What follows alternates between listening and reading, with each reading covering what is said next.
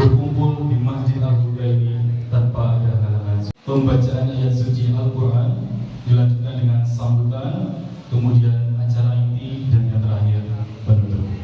Baik Bapak Ibu hadirin jamaah Masjid Al-Huda yang dirahmati Allah, mari kita buka acara pengajian pada malam hari ini dengan bacaan basmalah bersama-sama. Bismillahirrahmanirrahim.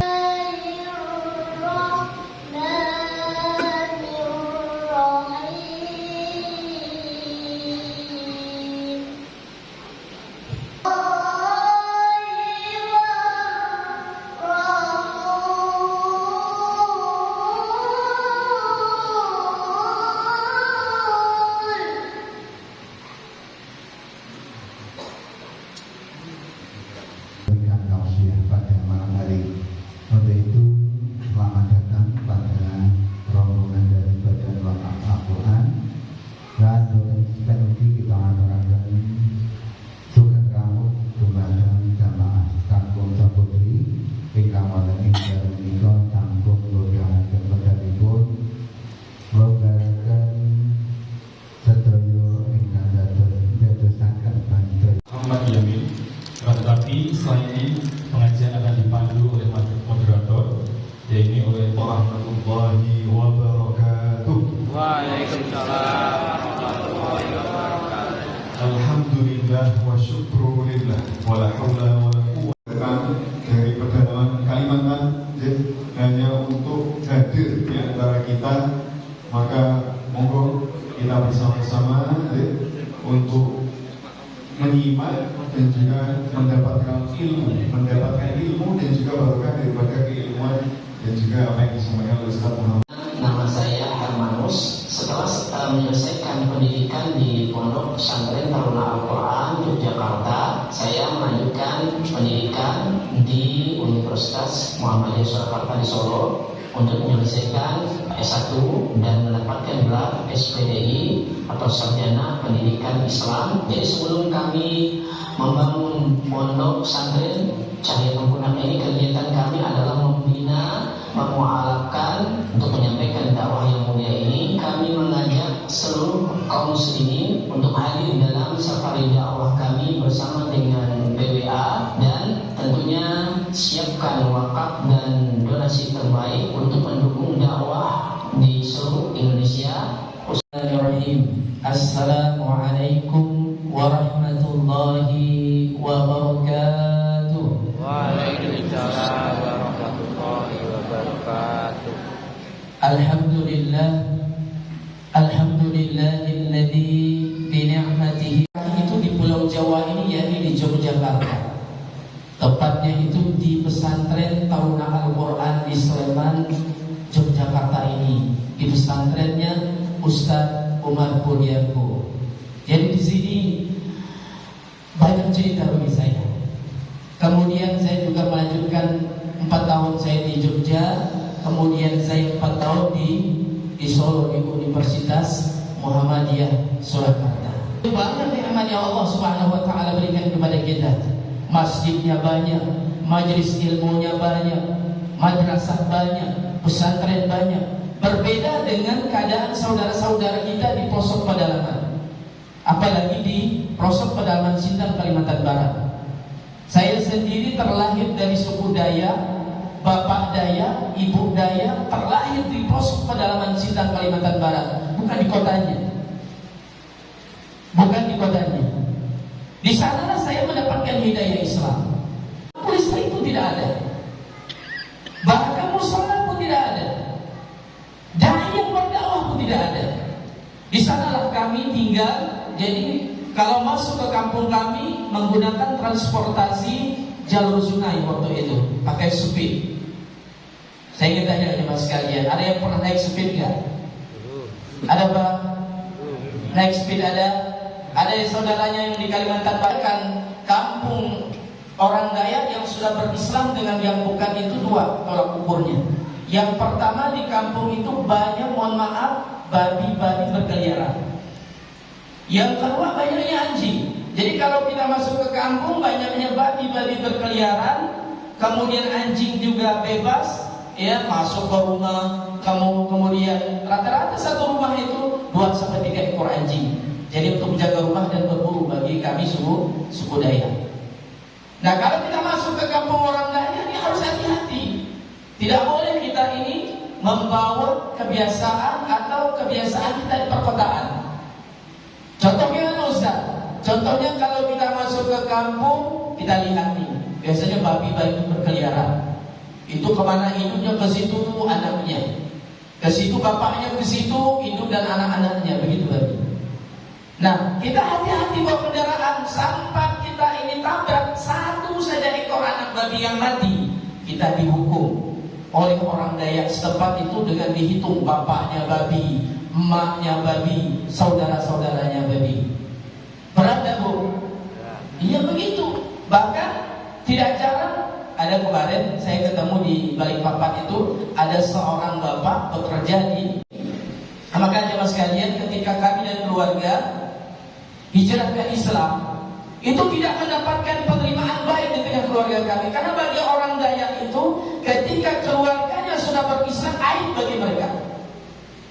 Aib, sial kata mereka. Kemudian diusir kami waktu itu dan keluarga. Saya lihat orang yang paling banyak menangis setelah kami berislam itu ibu saya. Ibu saya nangis setiap malam. Kenapa? Karena seorang ibu beda dengan seorang bapak. Begitu ada masalah dengan ekonomi keluarganya, ada masalah dengan anaknya, ada masalah dalam keluarganya, pasti seorang ibu itu akan menangis. Hari ini saya menguatkan dakwah ini karena perjuangan ibu saya. Karena mengingat bagaimana ibu saya menuntun saya, bagaimana seorang ibu ini membawa kami hijrah dari desa di pelosok pedalaman itu. Kami harus hijrah meninggalkan kampung, sedih meninggalkan kampung di mana kami dilahirkan. Meskipun rumah kami itu bukanlah rumah yang mewah, bukan, hanya rumah dari tiang kayu, lantainya lantai papan, dindingnya pun dinding kulit kayu, atapnya dari daun. Tetapi di situ kami dilahirkan, di situ kami punya kebahagiaan, di situ punya cerita dengan orang tua. Sedih meninggalkan kampung. Hidup yang paling susah di kampung saat itu adalah kami dan keluarga. Kami yang paling susah. Kata ibu saya, nak, kata ibu saya, nanti ibu carikan solusi. Ibu saya pergi ke kantor desa, minta surat keterangan miskin ke kantor desa supaya bisa mencari sekolah-sekolah gratis di Kabupaten Sintang. Ternyata tidak dapat satupun sekolah yang gratis. Yang mengubah keadaan di kampung kami. Kata ibu saya, duitnya dari mana kamu dapatkan? Kita makannya yang susah, kata ibu saya. Lantas siapa yang antar kamu ke Pulau Jawa? Bu, saya bilang, saya punya alamat pesantren gratis di Yogyakarta, namanya Taruna Al-Quran. Loh, yang antar kamu siapa? Saya berangkat sendiri, Bu, saya bilang. Duitnya dari mana? Izinkan saya deres karet 5 bulan, Bu, saya bilang. Tahu deres karet, Pak? Tahu karet, tahu? Yang ada getahnya. Nah, kalau tidak tahu karet, nanti buka di Google gambar pohon karet. Saya bilang, sudah betul, Bu. Ternyata nangis ibu saya. Nangis ibu saya, kadang menghadap ke sana, kadang menghadap ke sana. Saya tahu ibu saya menangis, ketika ingin berpisah dengan saya. Dia buat sebuah surat ibu saya. Nah, kalau kamu rindu dengan ibu, kamu baca baik-baik surat ibu ini, kata ibu saya. Nangis saja mas sekalian. Karena ibu saya meskipun tidak sekolah, orang kampung, tapi begitu besar jasanya bagi saya yang ingin saya berdakwah karena perjuangan Hari saya simpan surat ibu saya. Ternyata ibu saya itu betul-betul memperjuangkan saya. Hari saya merasakan manfaat, perjuangan, doa, tangisan seorang ibu. Saya merasakan berkah dari tangisan seorang ibu. Kali UMS. Selesai 8 tahun saya balik ke kampung. Sampai di kampung yang saya lakukan adalah berdakwah di tengah keluarga saya. Karena tidak mungkin ya kita sudah berilmu, kita dakwah fokus kepada orang lain. Sementara keluarga kita ini masih jauh dari agama. Karena perintah dari Allah Subhanahu wa taala, qu anfusakum wa ahlikum nar. Jaga diri kamu dan keluargamu. Jaga diri kamu dan keluargamu, kata Allah. Saya dakwahkan, ajarkan Islam kepada keluarga saya, bapak saya, ibu saya, adik saya, abang saya, saudara-saudara, mendatangkan manfaat bagi mereka. Akhirnya setelah saya lihat mereka istiqomah dalam Islam, barulah saya lanjutkan dakwah keluar. Di Kabupaten Sintang, saya buat namanya Mu'alaf Center Kabupaten Sintang, sebuah lembaga yang mengurus para mu'alaf, mengislamkan mereka, mendampingi mereka, mengurus mereka. Itulah. Kalau saya mau nyaman begitu saya selesai kuliah, saya ambil dakwah di kota, betul nggak? Akan lebih mudah. Tapi tidak. Tempat di mana pertama kali saya diusir, situ saya dendam dengan tempat ini. Saya lakukan dakwah di situ. Begitu saya sampai ke kampung, kaget orang kampung. Ternyata Hermanus sekarang sudah jadi ustaz, kata mereka bilang. Kaget mereka. Dakwah. Bagaimana bentuk dakwah kami di Pasok Pedalaman? Kami kemas dakwah itu dengan kemas yang lebih baik. Ya. Nah, kegiatan kami bisa dilihat. Nah, ini coba sekalian. Ada ibu pun belakang bisa lihat di layar. Ada kegiatan sosial, kami bawa pakaian layak pakai, bawa tikar. Nah, kenapa kami bawa ini? Karena orang Dayak di kampung itu banyak yang hidup mereka susah. Banyak saudara-saudara kita di pedalaman, lampu di rumah pun penerangnya tidak ada. Ada. Banyak yang begitu. Bahkan kadang mereka tidur itu hanya di lantai saja. Ada. Begitu kita lihat keadaan mereka, kita tanya kepada mereka, Pak, butuh tikar enggak? Kita punya tikar. Kita bawa pakaian layak pakai. Ternyata ya mas kalian, kita terkadang baju saja susah, betul enggak? Kita beri sendal berbagai macam jenisnya, kita simpan sampai penuh lemari kita. Padahal semua dihisap oleh Allah Subhanahu wa taala. Iya. Bahkan kami pernah mendapatkan ada saudara-saudara kami di pedalaman, begitu kami sentuh dengan kegiatan sosial, kami berikan pakaian layak pakai kepada mereka. Ustaz, terima kasih, kata mereka. Mereka merasa tersentuh, mereka merasa diperhatikan, mereka merasa disayangi. Setelah kami sentuh dengan kegiatan sosial, kami bawa obat-obatan, datang ke rumah-rumah kami bersama dengan tim, bawa obat paracetamol, obat mah, bahkan bawa habatus sauda kadang, dan seterusnya. Ternyata itu begitu mereka menerima kita betul-betul didengarkan mereka. Nah, kemudian berikutnya yang kami lakukan ada khitan masal. Begitu kami masuk kampung orang Dayak, kami masuk bersama dengan tim kami buka pengobatan di situ. Kami buka khitan masal. Oh, hadir mereka jamaah sekali, satu kampung hadir. Ustaz, anak ini boleh. Kalau anak ibu disunat, anak bapak disunat, pertumbuhannya akan bagus, badannya sehat, kemudian jauh dari penyakit. Oh begitu ya Ustaz? Ya begitu. Ustaz, kata mereka, kami nggak punya duit untuk bayarnya Ustaz. Gimana cara bayarnya Ustaz? Oh di sini gratis Pak, di sini gratis Bu, nggak perlu bayar. Cuma nanti kalau anak bapak dan ibu sudah kita khitan, jangan pulang ke rumah dulu. Buat apa Pak? Gitu. Nanti ada oleh-oleh dari kami, ada sarung, ada pakaian layak pakai. Nah selesai mereka sunat, ya berkumpul mereka satu kampung. Barulah kita dakwahkan kepada mereka. Kita jelaskan tentang bahwa sunat dalam Islam, anak laki-laki diwajibkan dalam Islam. Bahkan tidak dikatakan Islam sebelum dia berkhitan. Yang kedua, Yesus itu juga disunat. Dalam bilang begitu, kaget mereka. Ya, begitu mereka pulang ke rumah, ya setelah mendengarkan ceramah kita, bicara-bicaralah bapak-bapak mereka masuk Islam. Begitulah cara kami menyentuh mereka. Nah, bukan berarti dakwah di pedalaman ini jamaah sekalian tidak ada tantangan, banyak tantangan. Jadi kalau dakwah di pedalaman paling banyak tantangannya. mulai dari medannya berat. Kemudian yang kedua, orang Dayak ini paling kuat menjunjung tinggi hukum adat. Paling kuat mereka. Jadi tidak bisa kita bicara sembarangan. Nah, karena saya sebagai seorang terlahir di suku Dayak, di kampung orang Dayak, saya paham karakter orang Dayak. Saya paham sekali. Bahkan bisa 1 hari mabukkan. Cuman orang Dayak itu kalau mereka minum arak itu ada teman minumnya, daging ular, daging babi, daging anjing, daging muntah darah itu nggak akan terhitung muntah darah. Tiba-tiba keluar dari kampung muntah darah segar. Kadang-kadang darahnya kental-kental. Ya. Tapi saya tahu karena itu dakwah. Dakwah itu melayani, bukan karpet merah kita masuk kampung, tidak. Ya. Jadi dakwah itu banyak tantangannya. Bahkan kami punya salah satu tim namanya Ustaz Irfan. Ikut masuk dakwah pedalaman, tiba-tiba kami pulang jam 1:30 malam, tiba-tiba kerasukan dia keluar dari kampung. Kerasukannya ini mau bunuh diri dia. Tiba-tiba ngambil pisau di dapur, mau nancapkan pisau di dadanya.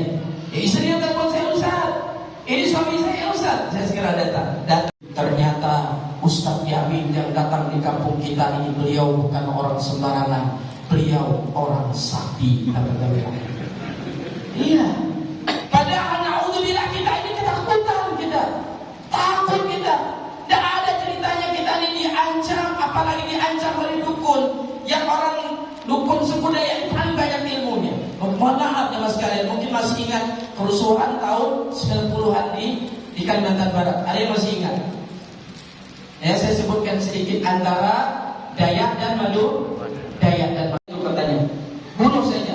Orang ini sudah mengajak orang lain ke Islam, kita bunuh saja, kita racun dia. Saya sudah sering dapat tekanan. Tapi suatu ketika beliau disakit, sakitnya kurang lebih 1 bulan lebih tidak bisa makan. Beliau perintahkan kepada anaknya, panggilkan Ustaz Yamin sekarang juga, katanya. Saya minta diislamkan oleh beliau. Coba lihat sebelah kanan. Saya bisikkan, saya pegang tangan beliau, saya tuntun beliau mengucapkan kalimat syahadat. Akhirnya beliau menangis, kemudian mengucapkan kalimat tauhid. Coba kalau tidak ada dakwah, kita tidak bersabar, orang tidak dapatkan hidayah. Tapi begitu dia dapat hidayah, Allah berikan petunjuk kepadanya lewat lisan kita, lewat dakwah, dan bahagia kita. Wa man ahsanu qawlan mimman da'a ila Allah wa 'amila shalihan wa qala innani minal muslimin. Ajakan terbaik, seruan terbaik itu mengajak manusia, menuntun manusia. Ya. Nah, jadi jamaah sekalian melihat bagaimana kami proses mengislamkan itu. Ya. Illallah wa asyhadu anna Muhammadan Rasulullah. Aku bersaksi dengan sungguh-sungguh bahwa tidak ada Tuhan selain Allah. Dan aku bersaksi dengan sungguh-sungguh bahwa Nabi Muhammad adalah utusan Allah. Alhamdulillah. Asyhadu anna ilaha illallah wa asyhadu anna Muhammadan Rasulullah. Aku bersaksi dengan sungguh-sungguh bahwa tidak ada Tuhan selain Allah, dan aku bersaksi bahwa Nabi Muhammad adalah utusan Allah. Alhamdulillah. Asyhadu. Ya, cukup.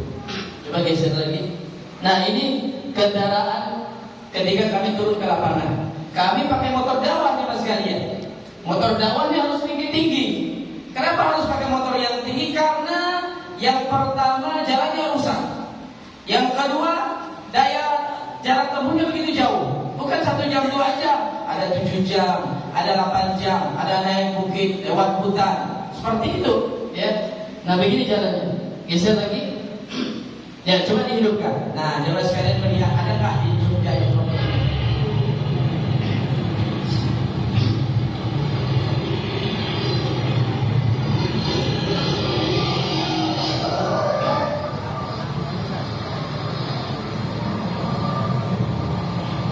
ya Ini medannya.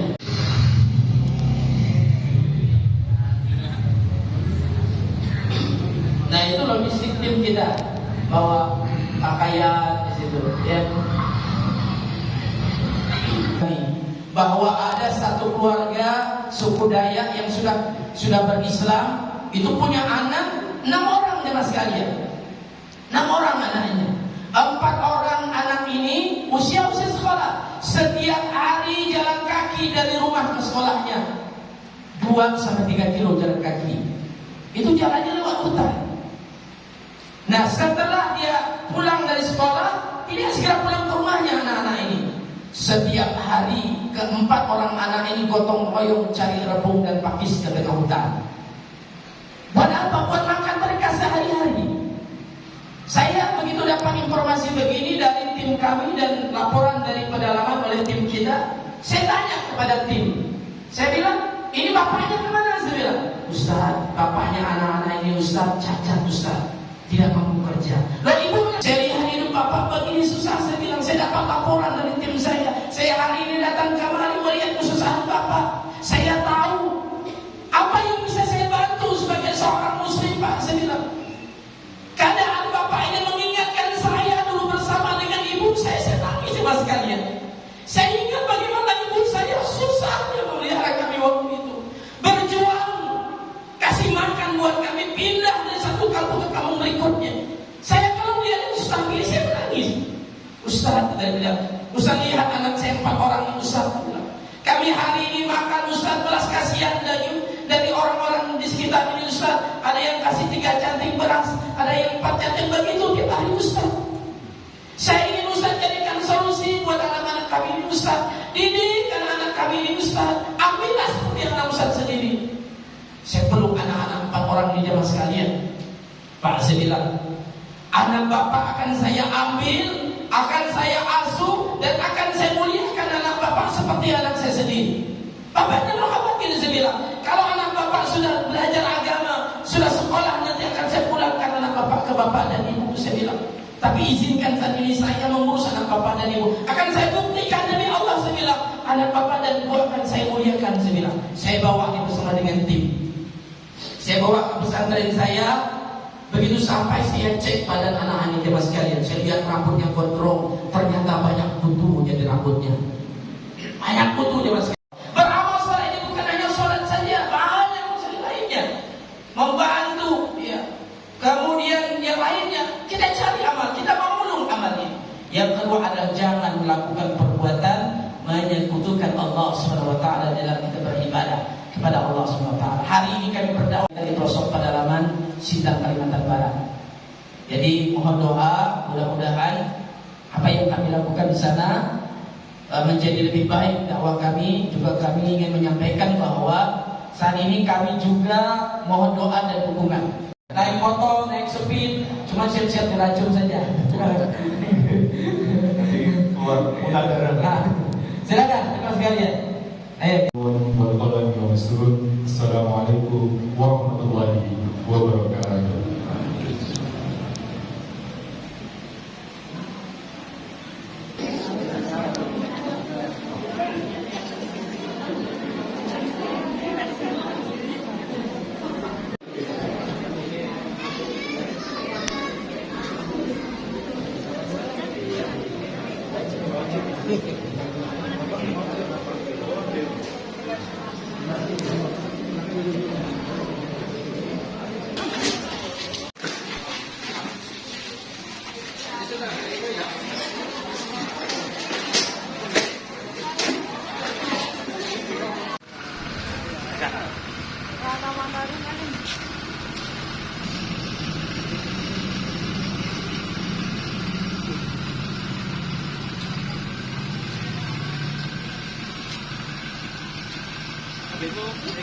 Assalamualaikum.